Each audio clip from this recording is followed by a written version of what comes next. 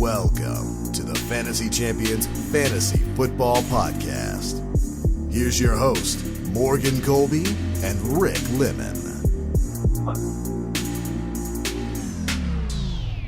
What's going on, Fantasy Champs?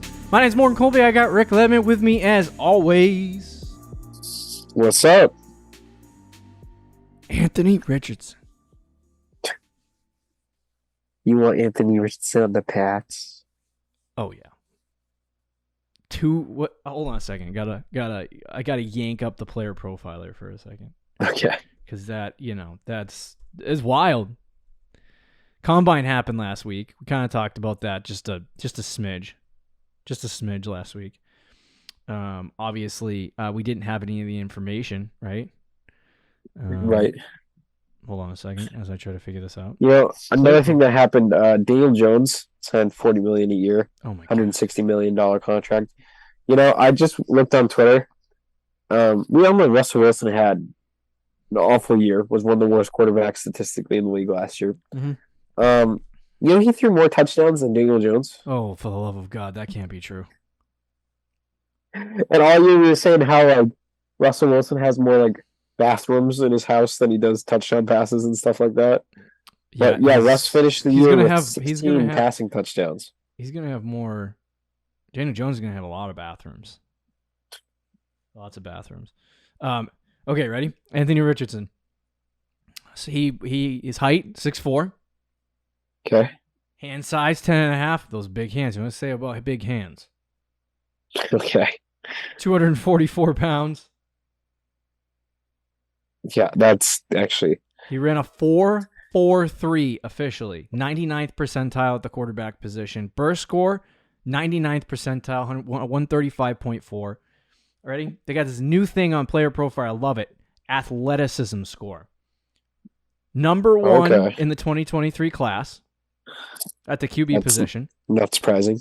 Number 12 at all positions in the 2023 class. Number 1 at the QB position. That's actually kind of... He's number 12 among every player? Yes. That's like defensive linemen. Number 1 tight ends. all time. Athleticism score. For quarterbacks? In all positions all time, 170. That's out of a 280 quarterbacks that they tracked. This guy is a mammoth. I mean, his metrics look a lot like Cam Newton in terms of his athletic ability. He's like the size of Big Ben too, isn't he? Or maybe he's a little shorter, but I mean, 6'4" is still huge. So big, dude. All right, now, Rick, I want you to tell me his highest college career completion percentage number. In the 50s. Without looking. I think. I know he had 53 last year. 59.4. Oh, sheesh. Yeah, that's bad. That's real bad. And we for sure will dive into Anthony Richardson as the offseason goes along in our QB rankings, rookie rankings show. And I'm really excited to talk about all the boys. Me and Rick kind of already agreed on the top 4. So realistically, we gotta figure out what happens after 5. It's funny how we align with the rookie rankings pretty accurately. Yeah, most of the time. But, for the most part. Anthony Richardson, very very exciting player to look at. I might put Stroud at 1 just to make it spicy, just to change things. Sounds good. But Anthony Richardson, absolute freaking stud at the Combine. Like Rick said, Daniel Jones signed. Let me do the intro stuff, and then we'll go through some things that happened. My name is Morgan Colby. Rick Lemon with me, as always. Check our website, fantasychampions.com. Follow us on Twitter, Instagram, Facebook, TikTok. If you're listening on a podcast, Spotify, Stitcher, any of the podcasting platforms, please leave a review. Leave a review and share this podcast with your friends. If you're watching on YouTube, subscribe, click the bell for notifications, like, and comment down below. You can also follow us on Twitter, Instagram, Facebook, TikTok. I don't know if I said that, but I'll say it again. Like Rick said, I thought it was funny today. I was thinking about Giants really were in a conundrum because they wanted to keep Daniel Jones, and they also wanted to keep Shake and Bake. And if they didn't sign one of them to a contract, they were going to lose one. Right. And so they signed Daniel Jones today, $40 million a year. Kind of vomited in my mouth a little bit. And then they tagged Saquon, shake and bake. Other interesting news, Ravens are complete morons of a franchise. They could be making the biggest mistake in franchise history as we speak. And honestly, I'll laugh out loud if they do it. If they let this man walk, I will laugh. Yeah. But Lamar Jackson, they put the non-exclusive franchise tag on him, which essentially means that because of Lamar's value, they would get 2 first-round picks in return for Lamar. And then another team that signs him would have to, I believe they would have to give them 2 first-round picks. Is that correct?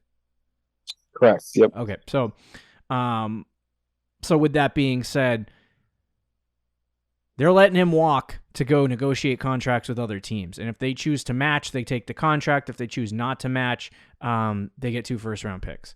So that's very interesting. It'll be interesting to see what teams Lamar talks to if he does end up signing with another team or just going back to the Ravens. Because then you're going to have to see the decision from the Ravens on whether or not they actually want to keep this guy. The Ravens seem to think that they're not going to give up a fully guaranteed contract for Lamar Jackson. Like they're letting him test the waters to prove to him, you're not getting a fully guaranteed contract. Well, you bunch of oafs. I hate to tell you, but there are some teams out there that are thirsty for quarterbacks, and they're at the well, and they're paying Daniel Jones and Derek Carr $35 to $40 million a year, and those guys suck. So Lamar Jackson's getting a fully guaranteed contract, and you guys are you're going to either have to pony up or go draft in the class that you got. Yeah. Yeah, I don't know. I mean, I don't. Part of me was like, yeah, it's probably, it might be best for the Ravens to do a full rebuild. Yeah. And just reset. But didn't they just make a huge trade and give Roquan Smith a huge contract? Yeah, I would for defense. I feel like they were making moves to go all in. I mean, unless they're looking at Anthony Richardson and going, Yeah, let's get 2 more draft picks, but then they'd have to trade up to get him. So it's like you're basically just swapping one out. I mean, I also keeping the rookie contract. I also think it's hilarious that some of these teams have already made decisions on quarterbacks. Like they signed the Saints signed Derek Carr, the Giants signed Daniel Jones, and the Jets are trying to get Aaron Rodgers. Like Miami hasn't really thought about that yet. They're flirting with Tom Brady and Lamar Jackson, but like, what if I was an NFL team? Why not give them a call? You know what though, and this is what I was kind of briefly talking about earlier. If the Dolphins tried to sign Lamar Jackson, and let's say they made an agreement, and then the Ravens matched it, so he goes back to the Ravens. What do you tell? The whole world would know. No, 2 is done. He's going to request trade. Yeah, exactly. You're done. You just screwed up. Yeah, so that's why it scares teams off. Even like the Patriots. If the Patriots made an offer and signed Lamar Jackson, triggered. Mac would request a trade instantly. Yeah. Even if he goes back to the Ravens match the contract, and the Patriots are sitting there with their thumbs between their, and then they just, Mac would be like, yeah, I'm done. Yep. And he would request a trade. So that's why it's kind of hard for these teams. But I do get what you're saying, especially the teams that don't have a quarterback. Sleeper team. Atlanta. Okay, not necessarily a sleeper team because that was all the reporting yesterday. That are you kidding me? See, this is ridiculous. And then all the reporting today from... I haven't been on Twitter in 2 days, so frick me. Okay. Atlanta, top-tier team. So all the reporting was Atlanta, and then Ian Rappaport said that Atlanta is uninterested in Lamar, which makes no sense whatsoever. Or was it Jay Glazer had also retweeted? I don't get it. And people are flaming Arthur Smith. What's wrong with Lamar that we don't know? I don't think I think they just don't want to pay a quarterback. Yeah. If I was Atlanta, they have a run first offense. You got Kyle Pitts. They do have a run first offense, but they got Kyle Pitts, Drake London. They just got. It's literally like a perfect fit. It's like perfect. They had Mariota. If you put Lamar in the offense that they ran with Marcus Mariota, I hope Ian Rappaport's wrong.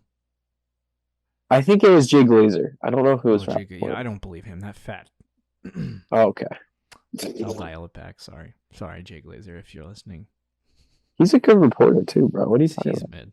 Peter Schrager. Isn't he that short, bald guy on Fox? Yeah. Yeah, that guy's wild. I don't know if I can. He broke the. I'm pretty sure he broke the Brady news before Schefter or Rappaport, though. Don't diss on Jay Glazer, dog. Listen, I still know Jay Glazer. Anyway, what was there was another? I'm going after Jay Glazer. There's rumors about the Panthers, but they'd have to give up pick 9, which I guess they'd be willing to do because they might trade up anyway for a quarterback, and then another pick to try to get him. Interesting. Well, anyway, lots of news. Like I said, things are starting to fly in next week. I believe is free agency stuff. So we are going to talk about a lot of things pertaining to that post free agency, I think. Yep. So we will get into that. But anyway, today we have our top 12 wide receivers. We're going to go through 6 of them in part 1, 6 of them in part 2. So we're going to go through the top 6 consensus on our lists, give you where we currently have them ranked and why we ranked them there, and go through that. Last week's shows were a little bit longer, so we'll try to. I always say this, but it's never going to happen. We'll try to wrap it into a bow. I think these styles of shows are just longer. I know it's ridiculous, dude. I can't. I literally split it up so that it wouldn't go this long. You know, and it still went 40 minutes last time. But anyway, we got 15 minutes to go through 6 players. I think we can do. We can do that. Some of these guys we don't have to really talk about that much because everybody knows how good they are. Right. All right, so let's talk about the wide receiver rankings that we have for 2023. These are early. I actually don't see them changing all that much. We talked about last week the quarterback position, the running back position, and how fluid it is at this point, where a lot of people are moving around. A lot of people are going to be, changing teams. Yeah, this feels a lot more. There'll probably be a spot here and there, but I don't think this is going to be as drastic as the running backs. No, definitely not. So, I agree. I don't think it's going to be drastic.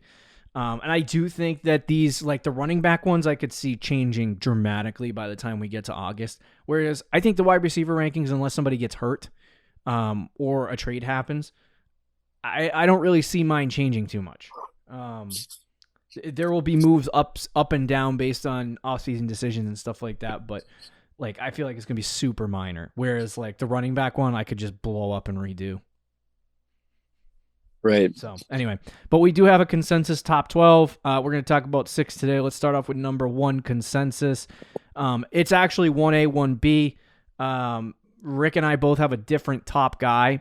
So we'll start off with a joint conversation, but Justin Jefferson, Jamar Chase, because there's only 2 of us here, I can't really give you a consensus number 1. So for us, the consensus 1 and 2 is Justin Jefferson, Jamar Chase. Both of those guys are fantastic players. We know what they are.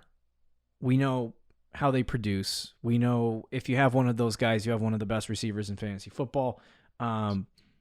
So, with all that being said, Rick, why did you rank Justin Jefferson ahead of Jamar Chase? Well, Jefferson was the number 1 guy last year in terms of points production. And he had a kind of struggle at the end of the season too, and he still finished with 30 points higher than the next best wide receiver. So he was dominant last year. He had a stretch of games where he was putting up 30 points a week. There was even a point where he was rivaling what Cooper Kupp did the year before the end of the season. He's playing in an offense that was Kevin O'Connell, which was the offense that just threw the ball to Cooper Kupp a million times the year before. And nothing feels like it's going to really change in that offense. There's reports that they might cut Adam Thielen, so they might get a receiver to replace him. But I don't think it would be anything that really takes too much away. And even when they got Hawkinson, he was still really, really good. So Jefferson, and he's still obviously very young. He's only 23. He'll be 24, I think, when the season starts. So he's a stud, and he's going to keep being a stud. Yeah. You literally opened the notes and you saw my rankings and you're like, you doing this again? Yep. But I ranked Jamar Chase 1 over Justin Jefferson. You can't finish as the wide receiver 1 2 years in a row, okay? Antonio Brown did. Shut up. No, Jamar Chase this year on a points per game basis finished at, I think, wide receiver 6, 5. Yeah. So he was slightly worse than he was last year. I don't know if the injury affected in-game stuff where he missed 3/4 of the game or whatever. But anyway, I still think the Bengals are really good. And I think that I would imagine they're probably going to make moves. Hopefully T. Higgins does not get traded or leave in any way, because I think him being there does help Jamar Chase. But to me, I think that Jamar Chase is the best wide receiver in the NFL. And he's on a team that's fair. that shoves targets down his throat. And so if they continue down that path and Joe Burrow is healthy, at some point this guy's going to be the wide receiver 1 in fantasy football. So I'm hedging the bets here, because I would be fine with either one. But and I think there's changes going on with Minnesota right now that are like, they're still going to force feed the ball to Justin Jefferson, but I'm a little nervous about Minnesota as a whole right now. And we'll dive into that as the offseason goes along. But, it sounds like they're moving on from Dalvin Cook. Didn't they just hire a new offensive coordinator? Is that false? That's false. I don't know. I'm not 100% sure. Yeah. Anyway, I'm not entirely sure on that one, but and the other thing is too is that I honestly think Minnesota signed, do you think Minnesota's thinking about the quarterback position at all this offseason? Looking at these other teams going, Maybe we got a team. We got a team. Maybe we should look into the quarterback position. If not this year, they definitely probably will be next year. Yeah. So there's some weird stuff going on. Like I said, this is like a 1A, 1B for me, because this is tier 1. And if I was on the clock and both these guys were available and I was taking a wide receiver, I would take Jamar Chase right now. But if I had to take Justin Jefferson over Jamar Chase, I would. I just feel like they're both the same player. They're both really good. And and Chase going into, was this year 3? Yep. Yeah, I think him going into year 3 with, more NFL experience, he's only going to get better. Some of the stuff and the catches that he makes, both Jefferson and Chase have done this, but some of the catches that Jamar Chase makes, it's just you can see he's by far and away probably the best wide receiver in the NFL. And he has one of the top 4 or 5 quarterbacks on his team as well, where I don't think Justin Jefferson has that. Right. I mean, that's true. But, that didn't really change him or affect him this year. No. In terms of fantasy production. What I will give you for Chase, and why his numbers maybe didn't reach, because what was he, 5th or 6th in terms of points per game? Yeah. Reach what we kind of expected. His yards per reception is way down. As a rookie, it was 18 yards per catch. So he was making big play after big play. This year it was 12. I think teams really tried to focus on taking away the big play from Chase this year, and I think that hurt him fantasy-wise, but I don't know if that's something that you can just continue, especially in games where Higgins is there and Boyd is there. It might be able to open some stuff up for him. But yeah, the way we looked at Antonio Brown and Julio Jones for years, I think is the way we're going to be looking at Jefferson and Chase probably for years. Yeah. You mean that new wave? You mean Antonio Brown and Devontae Adams? Well, yeah, that too. But what do you mean, Julio Jones? Julio Jones was the wide receiver 1 for 2 or 3 years. Julio Jones couldn't catch a touchdown. Bro, I am gonna look into this. You look into this. You look back into the time. I know he couldn't catch it. He had a couple years there. He was never wide receiver 1, home dog. He was never wide receiver 1. Okay, I don't know if I want to go that strong. Okay, 2019 he was wide receiver 3. Yeah. 2018 he was wide receiver 4.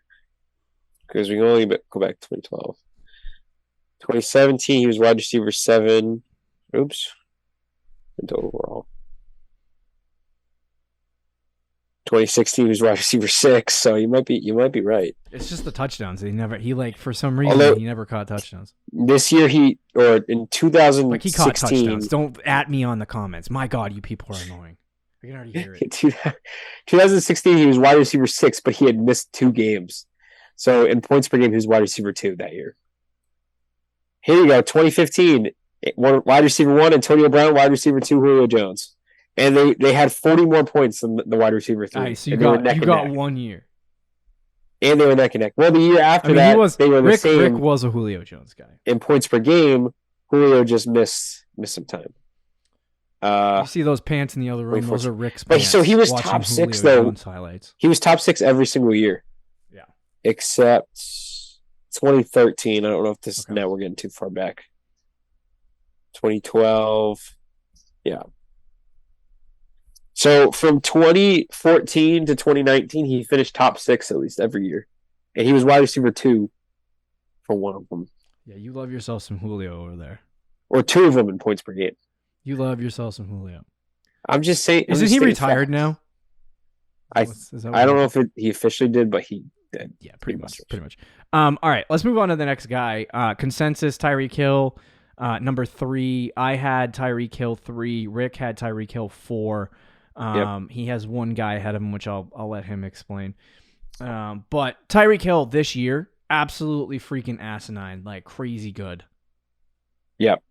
He shocked me, to be honest with you, because I was nervous, coming into the season. Like, I thought Tua could get him the ball, but I did not think that he would get better in fantasy football without Patrick Mahomes as his quarterback, and somehow he did that. He 341 fantasy points this year in PPR, 20 points per game, which is 1.6 off Justin Jefferson, who had a monstrous season.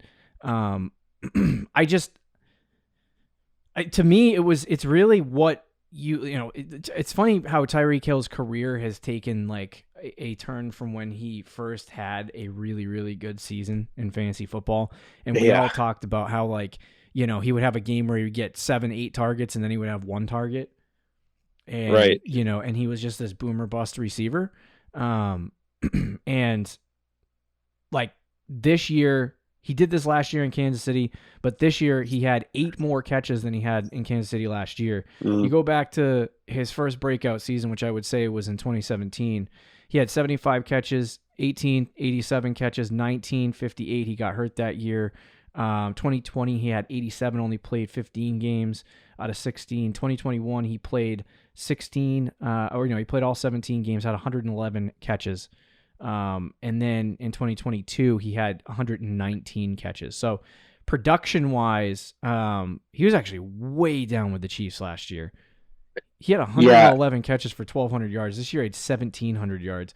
I was trying to see if there was like a production difference, but he's consistent, and he gets targets. And when you talk about what is king in PPR and in half PPR leagues, and those are guys that catch balls. 170 targets. It doesn't matter if he catches in 2020 he only caught 87 balls, but he had 15 touchdowns. So it's that stuff changes things. He only had 7 touchdowns this year, receiving. But he had 119 catches. So sometimes that's all that matters, but he did add 1,700 yards and 7, touchdowns on top of that. So really, really good. I don't think anything changes. I think they're going to stick with Tua, obviously. And I think they're going to force feed the ball to their receiver that they paid a bunch of first-round picks for. So, I don't think anything changes. I think Tyreek Hill stays the number 1 wide receiver for the Miami Dolphins, and they keep force feeding him the ball, and that's why he's number 2 to me. Yeah, number 3. Sorry, number 3 to me. Yeah, no, that's fair. I had him 4. I went with Cooper Kupp at 3. Just because when he was on the field last year, the production was still elite. In terms of points per game, he was number 1 in the league still, higher than even Justin Jefferson. Yeah. Although I think Jefferson, if he didn't have that tough stretch at the end, would have been higher than Cooper Kupp. But still, through 9 games last year, he had 200 fantasy points. That is bananas. So it really still didn't change for Kupp. Even with the Rams being worse, the offense being bad, they were still getting him like 15 targets a game. Yeah. Like just stupid video game numbers. I think at this point, Chase and Jefferson probably are getting to the point where those guys are taking over. Kupp is getting older. Yeah. He's coming off an injury. So I understand not having him ahead of those guys, but the way he's played the last year and a half, to me, it's hard to justify putting him really low. Mm-hmm. I get putting him at 4, but for me, I think just the way that he's been the last year and a half, like I have to put him at number 3. When you average 22.4 points per game this year, and then the year before that, he averaged 25.9 points per game, which I think was like the most. And really, I don't even know how long tracking fantasy points. Yeah. At least going back to 2012, I don't think you could find a guy who averaged that much points per game. So at the wide receiver position. Yeah. So just the historic pace that he's been on, it was hard for me to put him lower. But yeah. So let's bring that up because Cooper Kupp was number 4 on our consensus. Is that correct? Yes, he was. Yep. And I had him 4. You had him 3, so you had him higher. You just explained why. To me, I think with Cooper Kupp, it really, most of it is age.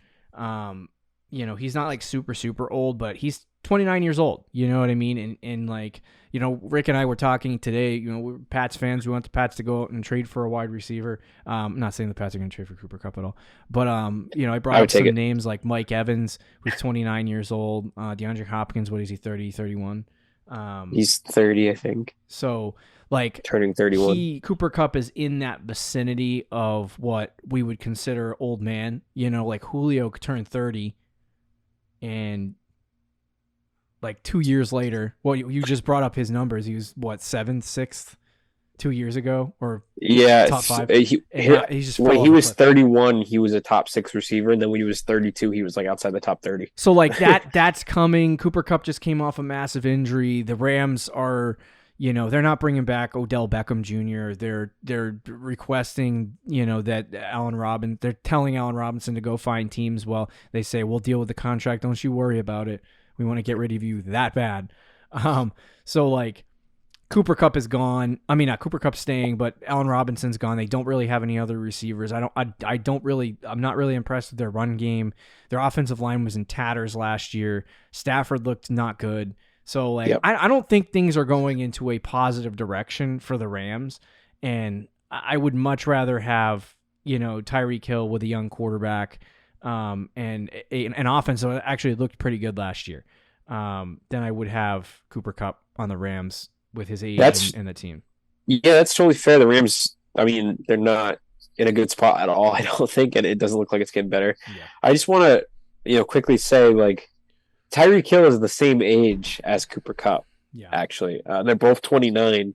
So, and I think they both just turned 29. And Kupp was actually, we talked about like Derrick Henry. Is Tyreek Hill coming off a major?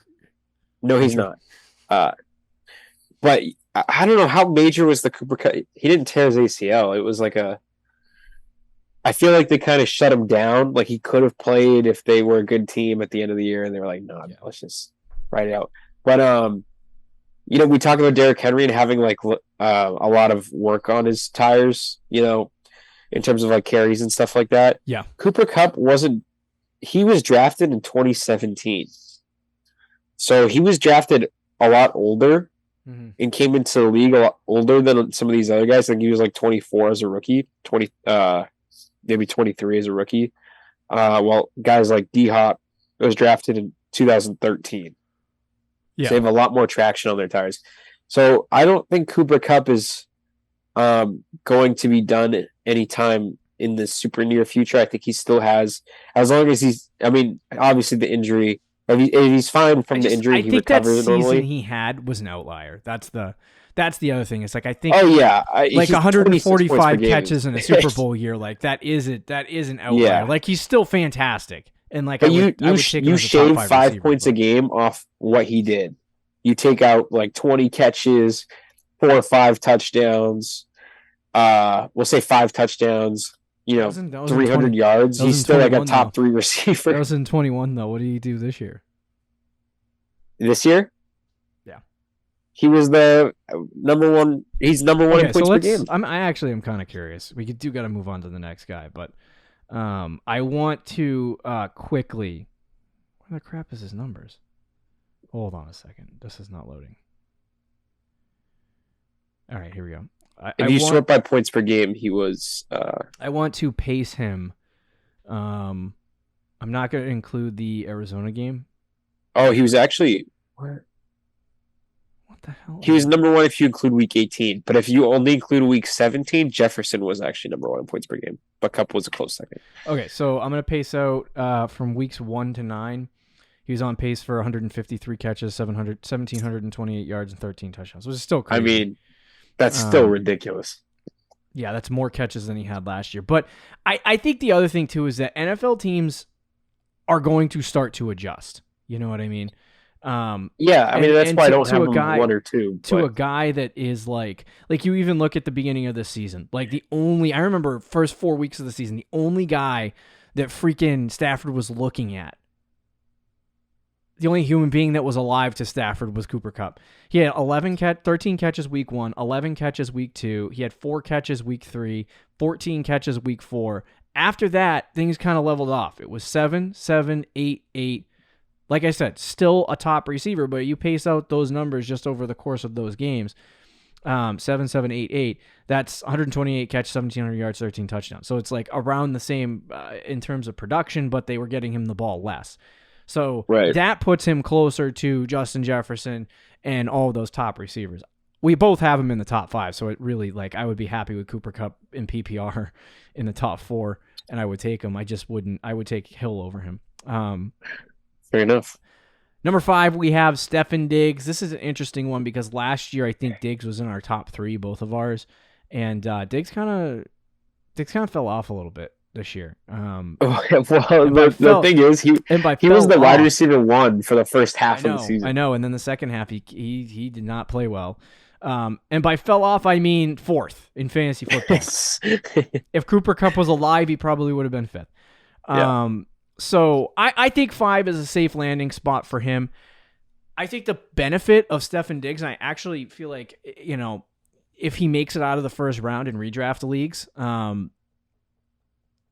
standard PPR leagues, I would be pleasantly happy to draft him because I think there is a chance that this guy could be the wide receiver 1 in fantasy football next year.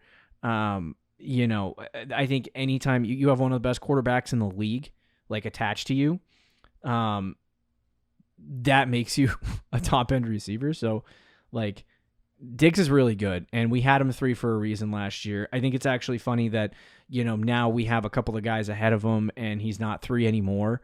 But I still consider him in the ilk of after Jefferson and Chase, I would put him in the same tier as Kupp, Hill, and I would say that he's probably in that vicinity in terms of receiver. So I would be very happy to have Stefon Diggs on my team.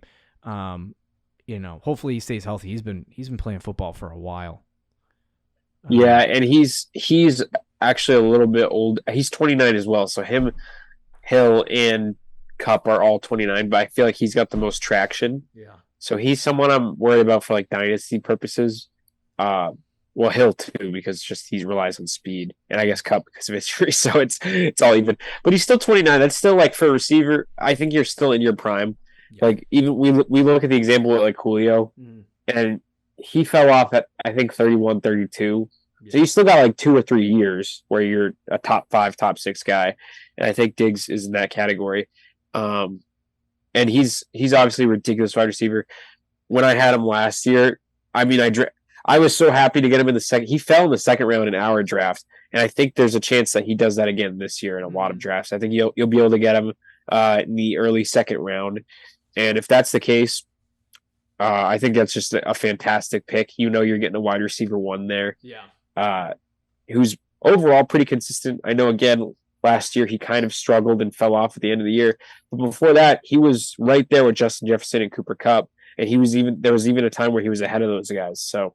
Oh yeah, there was a time where I was like, this guy's a league winner. Yeah, I think in like Lee, what was he had the Monday night game in like week 3 Mm-hmm. early on in the season where I was losing by like 40 But you fantasy know points what? going into Monday night, and he scored 45. It's actually kind of funny because do you remember the Bills coming out to that torrid pace early in the season? Like they blew out the Rams. Yep. And they Blew out the Titans. they blew out the Titan. They were just ripping people's souls. Like, and everyone was like, "Oh my god, this is the Bills' year." And then as the season went along, the Bills' offense started to like kind of get exposed a little bit. And the whole team, dude. The whole team, Yeah. yeah. But that's when Diggs started to like fall apart a little bit. So, not when I say fall apart, I don't mean fall apart. Like, he's still really good. I mean, in terms of like he was on pace to being the wide receiver one. In he kept getting like 9-10 point weeks. Yeah, like so, but stretch. You know, so he kind of he didn't have the same production he did in previous weeks. But yeah, Diggs is still 5. Great wide receiver. Number 6, final guy we'll talk about, CeeDee Lamb. Both of Rick and I have him at 6, and we both have Diggs at 5. So no discussion there. Lamb, fantastic wide receiver. Finally having, I would say, his big year, because we've been talking about like, you know, has CeeDee Lamb even broken out yet? I remember having that conversation that last offseason, being like, he didn't before this year. Has CeeDee Lamb broken out? Because we keep doing this with CeeDee Lamb. We keep ranking him up in the top. And then the first game of the season, he had like 3 drops. Oh my god, he has 11 targets, 2 catches, and we were like, oh my god, CD, do you really suck that bad? But after that, he was fine. 11 targets, 7 catches. He came back. Yeah. I still see with Dak and the Cowboys, and they're targeting of weird people like Noah Brown. I just don't get it, Dak. Yeah. I can't figure it out. I don't know what it is with their obsession. What's his name left though, right? The offensive coordinator, Kellen Moore. Yeah, Kellen Moore is gone. Where did he go? Chargers. As OC? Yep. Okay. Funny how they make lateral moves like that. Like, yeah, it is. I mean, I would choose Justin Herbert over Dak Prescott. Well, they parted ways. So he didn't like leave like the enemy did. He was kind of fired by the Cowboys, but then the moment he was fired, apparently he had like 5 teams call him. Yeah, so the Dallas is stupid. But anyway, there were games where like CD would have like monstrous catch totals and monstrous target totals, and then he would have like, you know, a game where he would get target 5 times and catch 5 balls, and you're like, what the hell's going on here? But he finished the season with 107 receptions, 1,359 yards, 9 touchdowns. Was really, really great last year. Finally breaking onto the scene. I don't know if CeeDee Lamb has the capability. Like we talk about Stefon Diggs, you know, like I think if you draft him in the second round, there's a chance he could be a wide receiver 1 in fantasy football. I don't know that CeeDee Lamb can be the wide receiver 1 in fantasy football. I don't know if he's capable of doing that with the setup that he has. Like if he went to another team, you know, like if he had, for example, never going to happen scenarios, CeeDee Lamb went to play with Joe Burrow. Okay. And Jamar Chase wasn't there. I think he would get targeted out the wazoo, and he could be a number 1 wide receiver in fantasy football. Sure. With Dallas, I just don't see it. Like they're so dumb over there. Like they're such a fraudulent organization with their fraudulent quarterback. I love CeeDee Lamb, one of my favorite players. I think the rest of them are idiots. They literally are going to keep Zeke. You have Tony Pollard. What are you doing, you bunch of morons? So, anyway, CeeDee Lamb is 6 for me because I think he could finish in the top 5. I think he could be fine. He's a really good wide receiver 1, and like I would take him, you know, over the rest of the guys that we have behind him. But I do think that there's going to be weeks where he's like up here, and then there's going to be weeks where he like kind of turds out and, you know, doesn't have a good week. So, he's a little bit more inconsistent as opposed to Diggs, Hill, Kupp, right, and Justin Jefferson and Jamar Chase. So, and I think this, like, and you kind of mentioned this, I feel like this is kind of his ceiling, unless they get a new quarterback or something drastic changes in the offense, or he goes to a different team. Like I feel like for the foreseeable future, this is kind of his ceiling, which is still good. You're getting a guy who's right outside the top 5. He's a bona fide wide receiver 1, had a great year last year. But I don't think he's going to be the wide receiver 1 or 2 with Dallas in their current situation. Mm-hmm. But he had a great, especially after that first week where I was really like, okay, because I was going into the year, I ranked him high, but I was like nervous about it because I was like, he's never done it. He's never done it. We're really relying on it. Yeah. With Amari Cooper gone, like everything is lining up for him. And then he sucked week 1. And I was like, oh boy. Yeah. But he ended up having a pretty good season. I think he finished as a wide receiver 6 or 7. Yeah. Which is really good. And I think from now on, you draft CeeDee Lamb, you know what you're getting. Yeah. Which is still a very, very solid player who's going to get you like 15, 20 points a week. Yeah. Yeah. So there you have it. There's a top 6 for us at the wide receiver position. Probably one of the most important positions in fantasy football. You have any other thoughts? No. Okay. That's it. All right. Justin Jefferson, Jamar Chase, Tyreek Hill, Cooper Kupp, Stefon Diggs, CeeDee Lamb. That's our consensus top 6. Hopefully you enjoyed the show. Please leave a comment, do all that good stuff. Listen on Thursday. We're going to go through the rest of these guys. We'll talk to you later. Bye. See you. Thank you for listening to the Fantasy Champions Podcast. Make sure you subscribe on iTunes and YouTube and follow us on Twitter @TheFFChamps.